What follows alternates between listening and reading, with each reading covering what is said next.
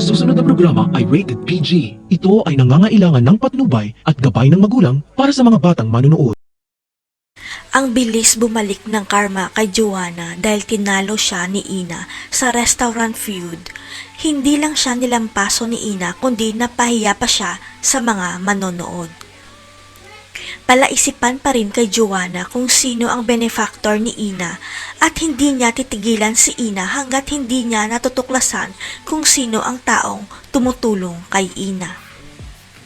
Hindi makapaniwala si Johan na mas lalong lumalala ang kakambal niyang si Joanna dahil nakita niya mismo na handang patayin ni Joanna si Ina dahil sa galit nito.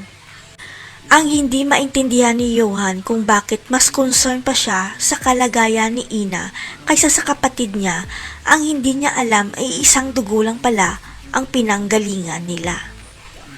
Nag-alala naman si Edwin dahil biglang bumalik ang Alzheimer's ni Lola Aurea dahil muntika na silang mahuli ni Johan at Joanna dahil walang maalala si Lola Aurea. Ang kinakatakutan pa naman ni Ina at Edwin na malaman ng kambal na nasa kanilang pangangalaga si Lola Aurea at siguradong babawiin siya ng dalawa para pahirapan muli. Pero kahit sinusumpong ng Alzheimer si Lola Aurea, may naaalala pa rin siya ang iniwang sulat ng anak niyang si Rodante ang tungkol sa pagkatao ng kambal.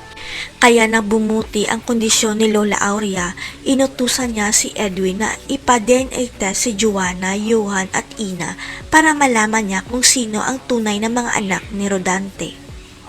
Ang hindi alam ng lahat, matagal nang alam ni Lola Aurea na si Ina ang tunay niyang apo.